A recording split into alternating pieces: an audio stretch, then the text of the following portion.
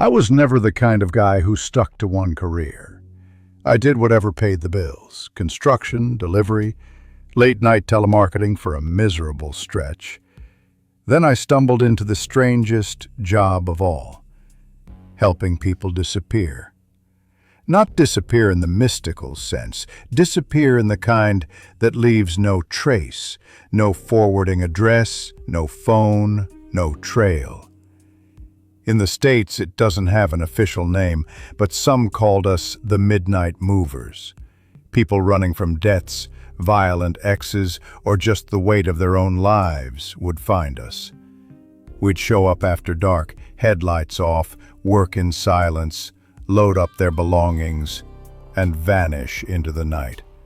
No paperwork, no questions, cash only. The less we knew, the safer we were. Most jobs were straightforward. Families on the run, hollow-eyed kids clutching stuffed animals while their parents whispered promises of a better life.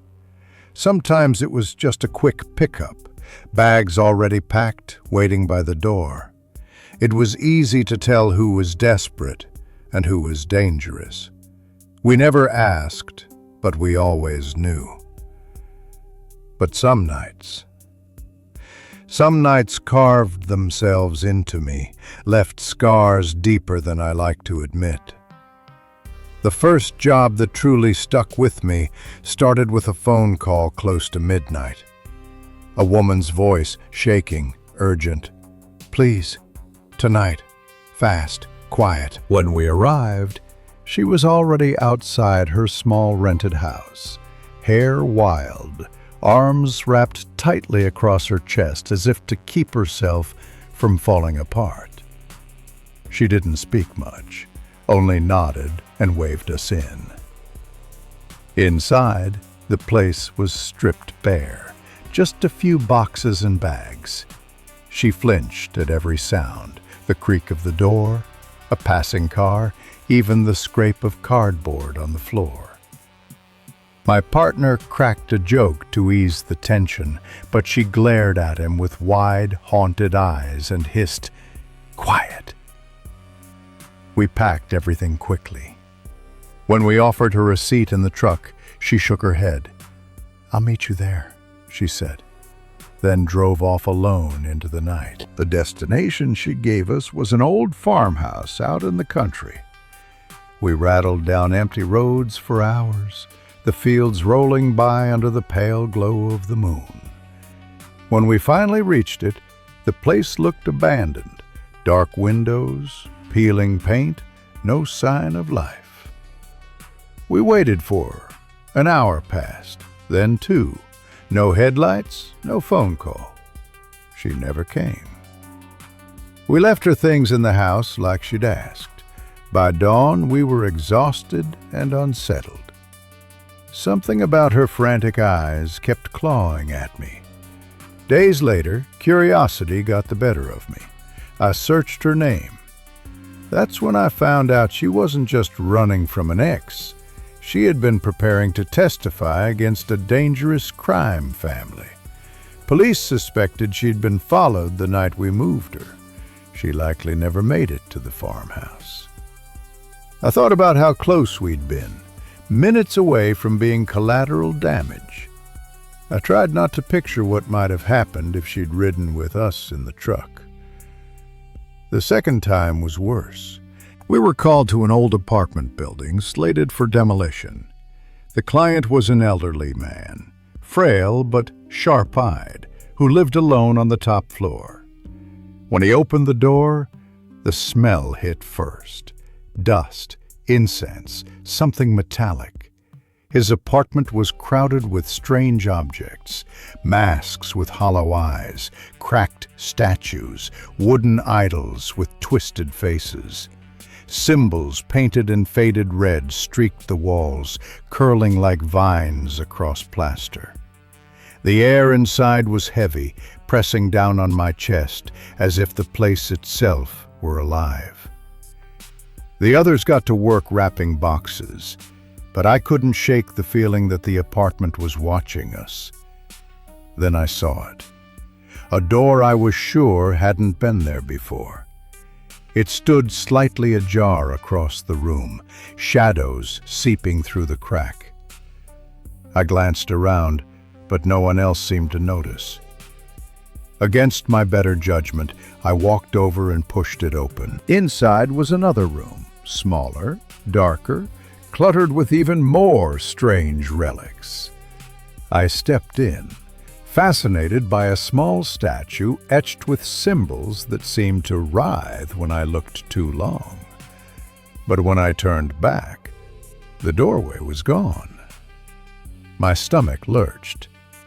In its place stood two new doors. Panic rising, I chose one at random and stepped through. Another room, almost identical to the last. Same shelves, same statues, same stifling air. My breath caught in my throat. I called out for my crew, but no one answered. My voice echoed, twisting in tone until it didn't sound like mine anymore. I moved faster, darting from door to door, but each one led to another copy of the same room. The walls bent and warped, stretching in ways that made no sense. The air grew heavier, pulling at my lungs. Shadows flickered at the edge of my vision. Something moved just out of sight, slipping behind statues when I turned my head. My pulse pounded. Every doorway felt tighter, every shelf closer. The space was folding in on itself, trapping me in a suffocating maze. I broke into a run. Statues loomed with hollow faces. Masks seemed to leer, their empty eyes following me. Behind me, the shadow grew darker, more defined, like it was forming into something solid. The air stank of rot, heavy and wet, like animal breath. I stumbled forward, lungs burning, until I saw it, a faint light glowing through a doorway ahead. I sprinted toward it, nearly tripping over my own feet. Bursting through, I staggered back into the old man's apartment. The door I had walked through was gone. The wall was unbroken, blank. Time hadn't passed at all. My co-workers were still packing boxes, unaware of what I'd just endured. I didn't speak of it. How could I? But I never forgot the feeling of the maze closing in, the shadow almost touching my shoulder. That was the moment I realized. This job wasn't just about moving boxes in the dark. Sometimes we weren't just carrying people's secrets. We were brushing up against things we weren't meant to see, things that left marks long after the work was done. And worse, I had the sense that the worst was still ahead of me. I kept working after the old man's apartment, though part of me knew I should have walked away right then. But jobs paid, and bills didn't wait for fear. My partner used to joke that we weren't movers, we were ghosts, showing up in the dead of night, leaving no footprints. I laughed with him sometimes, but the truth was, I felt more like we were grave diggers, digging into lives that were already half buried. The job that ended it all came late in the fall. We were called to an apartment complex on the edge of the city. A place so old, the paint had peeled into gray strips. Stairwells smelled of mold, and the hall lights flickered like dying fireflies. The family who hired us seemed wrong from the moment they opened the door. The father stood tall, but impossibly thin, skin pale with a bluish cast, veins visible under the dim hall light. His expression didn't change, not even a forced smile, just a cold nod. Behind him, the mother hovered in silence, her eyes sunken and dark like she hadn't slept in weeks. "Don't touch the room at the end of the hall until the very end," the father said. His voice was flat, distant. We didn't ask questions. We never did. The apartment itself was massive, bigger than anything I'd seen in the city, with ceilings so high it felt like stepping into another century. Velvet curtains blocked out every trace of sunlight, leaving the place steeped in shadows. The air was stale, heavy with the smell of dust and something else, something rancid, like meat left too long in the heat. We got to work. Box after box, creaking furniture, old trunks. The parents drifted like shadows at the edges of our vision. The mother disappeared into the room at the end of the hall, the very one we'd been told to avoid. The father lingered, watching us with that same unblinking stare. Hours passed. We were almost done. That's when it happened. One of the guys, Riku, cut his hand on a rusty nail jutting from a crate. It wasn't much, just a small wound, but blood welled up fast. He hissed and wrapped it in a rag, muttering a curse. That's when the father appeared, gaze snapping toward the end of the hall. "It's time," he said. He opened the forbidden door. Out stepped a girl. Barely a teenager, her skin just as pale as her parents. Her hair hung limp, her eyes too wide, too dark, as though she hadn't seen the sun in years. She moved like she was half asleep, dragging her feet, until her nostrils flared. Her gaze locked on Riku's bleeding hand. Everything happened in a blur. Her body twisted, and in a flash of pale limbs and teeth, she lunged. She clamped onto his throat, biting deep. The sound that tore from him, a ragged scream gurgling with blood, froze us all. By the time we reacted, he was already crumpled on the floor, his neck shredded. The girl lifted her head, blood dripping from her mouth, eyes glowing with something feral, something inhuman. Then she shrieked and lunged again, this time at Yasu. Yasu bolted for the front door, but she was faster. The last thing I saw before I ran was her slamming into him, teeth tearing into his shoulder. The father didn't move.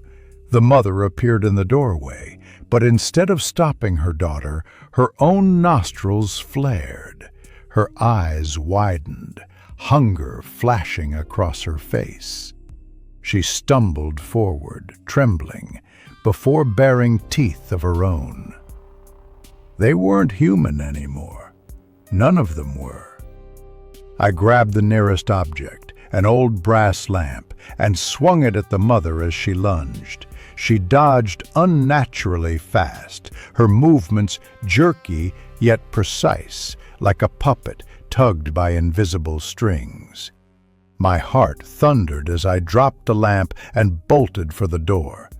I turned the corner and froze.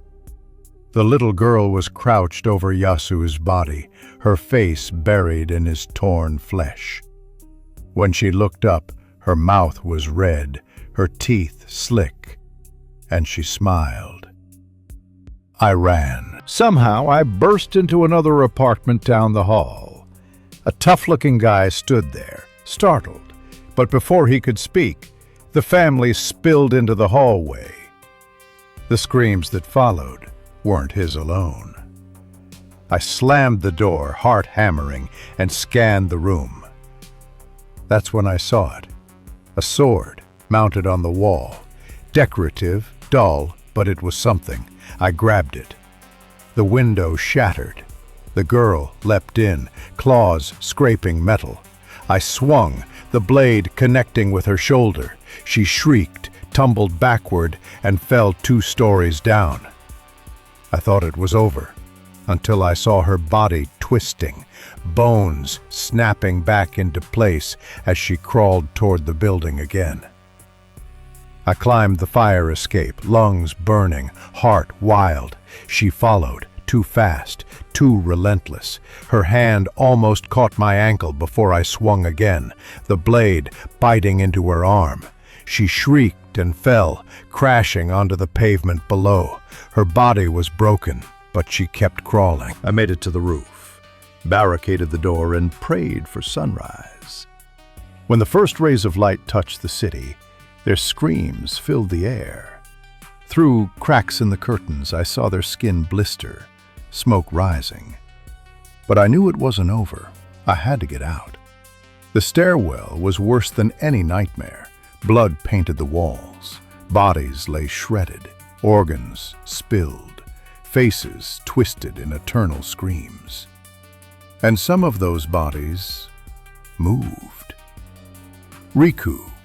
His corpse lay torn apart, but his eyes snapped open, glowing sickly red. His limbs jerked, cracking back into place with grotesque sounds. He rose with a screech, no longer human. Behind him, more corpses stirred, their mouths splitting into tooth-lined grins. The stairwell came alive. I ran, slipping on blood, sword clutched tight. Their growls and screeches echoed above and below, a chorus of hunger. By the time I reached the lobby, I was half mad with terror. And there she was. The girl stood between me and the front doors, her body healed, though her clothes hung in bloody tatters. She smiled sweetly, mockingly, as if daring me to try. I didn't think. I charged, driving the sword into her chest. It did nothing. But the momentum carried us both forward. We crashed through the front doors. Sunlight spilled across her face. She screamed. Flames burst from her skin. Her body writhed, then collapsed into ash. Behind me, the others burst into the lobby, screeching, snarling, only to ignite in the sunlight one by one. Their ashes swirled into the morning air like black snow. I ran until my legs gave out. I don't know how long I was out there, lying in the fields beyond the city, covered in blood and soot. But when I finally staggered back to civilization, I knew I was done. I never went back to the job. Never again. Now I work at a call center. It's dull, soul-crushing at times, but safe. When a client starts acting strange, I just hang up. No midnight moves, no shadows whispering from doorways, and more than that, I've started taking classes. Community college offers night courses, even online. It's nothing glamorous, just general studies for now, but it's a step. A chance to rebuild, to anchor myself to something real. Because after what I saw, after the screams and shadows and fire, I realized something. The scariest thing in life isn't monsters in the dark. It's wasting the daylight you're given. And I don't plan on wasting mine anymore.